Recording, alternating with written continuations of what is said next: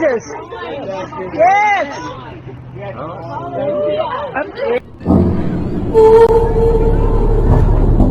Have you heard the fascinating news coming from Israel?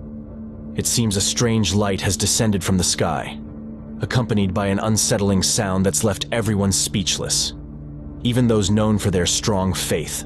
A strange sight in the sky last night over Oahu caught the attention of many people. A mysterious sound heard through parts of Fort Greene, Brooklyn has been driving some people, we are told, crazy. Yeah, it's maddening, it's unsettling, and it's also just this mystery because nobody seems to know what is causing this strange humming sound.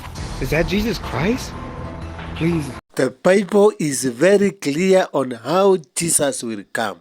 Revelation 1:7. See, he is coming with a... So friend, don't be deceived. Meanwhile, watch this video and see how rapturists are deceiving people. Don't be deceived also. The figure itself glowed with an inner light, making the experience incredibly special.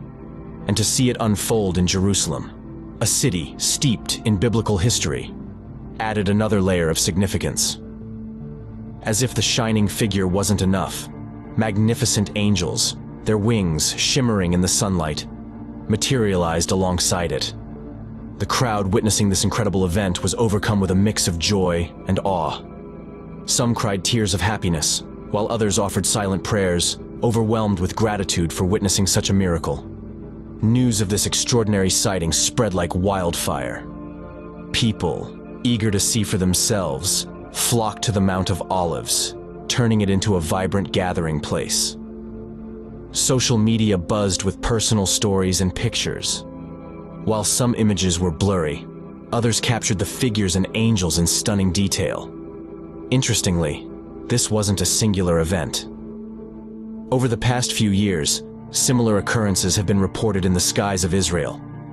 From 2016 to 2023, believers in Jerusalem have consistently witnessed these celestial lights, often accompanied by the descent of a figure resembling Jesus and angels. So, whether it's day or night, it seems Jerusalem holds a special place in this recurring phenomenon. The Bible says that Jesus is supposed to come back to earth someday, just like he promised before he went to heaven. People have been waiting for this for a long, long time, thinking it will be a super happy time. The Bible describes Jesus' return as a big dramatic event, with him coming back in a powerful and glorious way, surrounded by angels.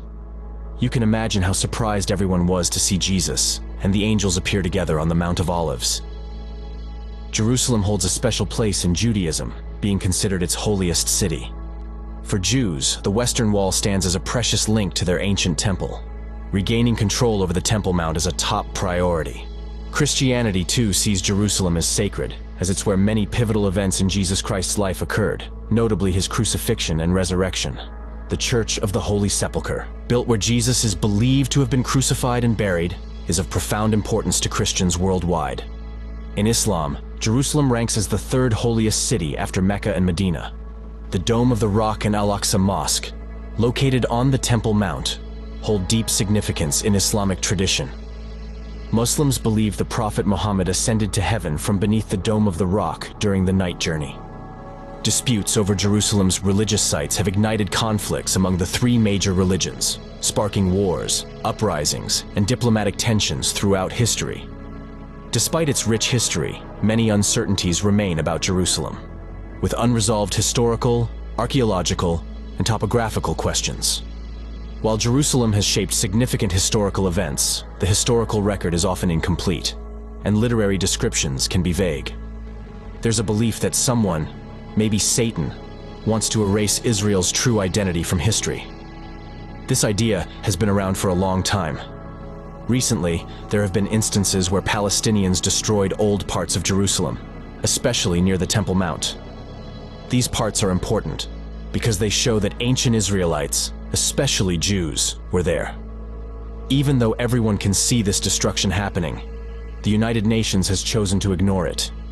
The destruction got so bad that some years ago, US congressmen, led by a man named Eric Cantor, tried to do something about it. They made a law called the Temple Mount Preservation Act to protest against the changes Palestinians were making to the site. Cantor and his team wanted to stop giving money to the Palestinian Authority until they stopped digging in places they shouldn't. Cantor even showed pictures of the damage caused by the digging. It included bulldozing parts of the Temple Mount and breaking ancient things that were there since the first temple was built. Cantor said this was a terrible thing to do, like attacking something very important to people's beliefs.